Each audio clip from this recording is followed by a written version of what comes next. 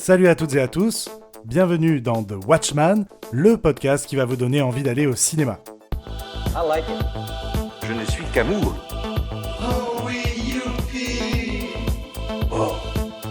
Je suis Kevin Robert, votre guide des salles obscures, et aujourd'hui je vous parle de Matrix Resurrections.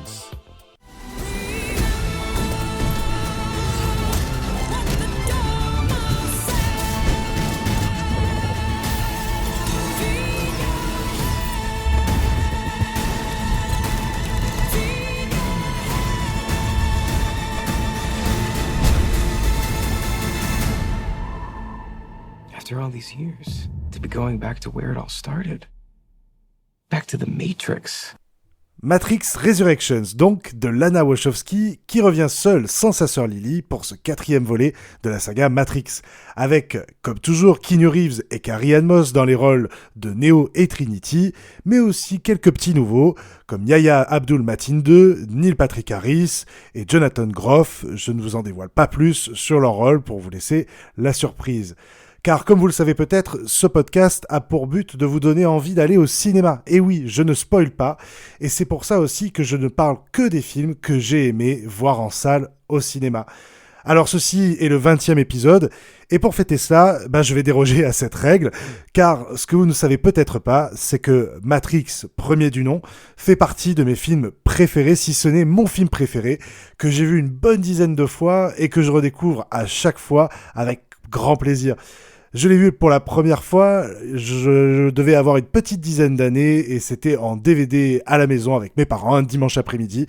Et mes parents me disaient « Tu devrais regarder ce film qui est complètement mindfuck, si je peux dire. » Et oui, à 10 ans, 11 ans, ça retourne un petit peu le cerveau quand même de voir ce genre de film. Et ça m'a fait me poser beaucoup de questions. Et je trouve que c'est un film qui est avant-gardiste pour son époque. C'est une critique de la société endormie à laquelle on lui dit « Vas-y, réveille-toi maintenant ». Alors ensuite, il y a eu le mal-aimé Reloaded, qui était à l'opposé de ce que les fans attendaient, malgré une scène d'action incroyable sur l'autoroute, ainsi que d'autres trouvailles. Matrix Reloaded a eu du mal à convaincre pour son aspect très philosophique, trop présent, un peu lent parfois. Et le 3e volet, le Revolutions, faisait une transition difficile avec le 2e opus.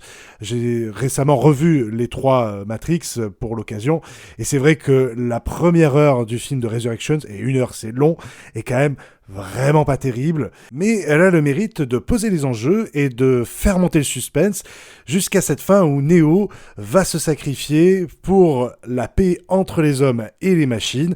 La matrice renaît, elle renaît encore plus belle, et c'est une fin qui est satisfaisante, qui clôt la saga. Et donc, on ne pensait pas pouvoir avoir un 4e volet. Et aujourd'hui, 20 ans après, Lana Wachowski s'y replonge seule. Alors, qu'est-ce qu'elle peut raconter ? Qu'est-ce qu'il en reste ? C'est ce que je vais vous dire tout de suite. Dans Matrix Resurrections, le premier tiers est complètement méta. Il y a beaucoup d'autoréférences. Le film est conscient qu'il est une œuvre de science-fiction. C'est drôle, c'est surprenant. Et surtout, ça permet d'apporter un commentaire, je dirais même une réflexion sur notre consommation de la culture en 2021. Car oui, Lana Wachowski pose le débat des reboots, des remakes, des suites qui sont légion aujourd'hui en 2021. Hollywood ne sait produire que ça, des Fast and Furious 9, des Spider-Man, alors qu'on en a eu déjà une dizaine en l'espace de 20 ans, d'autres films qui reviennent, reviennent, Marvel, DC, toujours ces mêmes histoires qui sont répétées en boucle. Lana Wachowski, elle tire à balles réelles, elle tire aussi sur le studio de la Warner qui produit certaines de ses films, notamment au travers de DC Comics, ou d'autres franchises d'ailleurs, et ici elle s'amuse à faire un commentaire de cela avec sa propre saga. C'est intéressant pendant 40 minutes, mais malheureusement, même sous ce prisme méta, la 2e partie ne m'a pas du tout convaincu. Un déroulement de l'histoire qui est très pâteau, sans grand intérêt, des scènes d'action qui sont même parfois mal filmées. C'est hallucinant de voir la scène du train aussi mal filmée, aussi illisible, j'ai envie de dire, alors que des millions de dollars sont mis sur la table pour faire ce 4e opus. Sur d'autres aspects techniques, ici on y retrouve une lumière naturelle très plébiscitée, évidemment très différente de cette lumière verte, de cette teinte verte que l'on retrouve dans la matrice de la saga originale. Ici, cette lumière naturelle n'est pas très réussie selon moi, elle n'est pas tout le temps très jolie.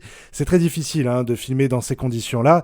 Lana Wachowski dit avoir beaucoup appris sur le tournage de Cloud Atlas pour changer sa manière de filmer. Aujourd'hui, sur Matrix 4, cela a un sens car cette lumière naturelle reflète le thème principal du film qui est l'amour. Et c'est vrai que l'amour a toujours été au centre de la trilogie Matrix, notamment au travers des personnages de Neo et Trinity, qui, ici dans ce 4e opus, vont tout faire pour se retrouver.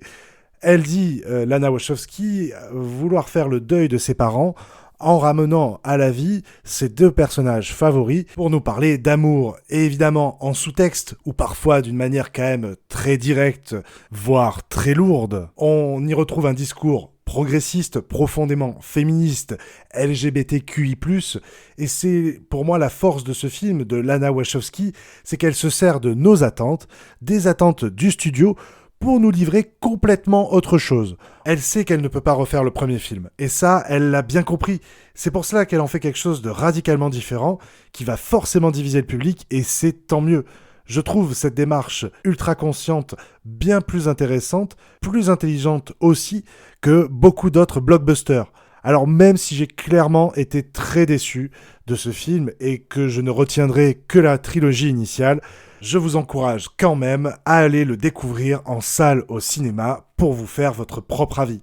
C'est la fin de ce 20e épisode, je vous remercie pour votre fidélité et je vous retrouve très vite en 2022 pour de nouvelles recommandations cinéphiles. En attendant, allez voir des films en salle au cinéma, salut! C'était fabuleux. On va rentrer. Le pays, on va rentrer.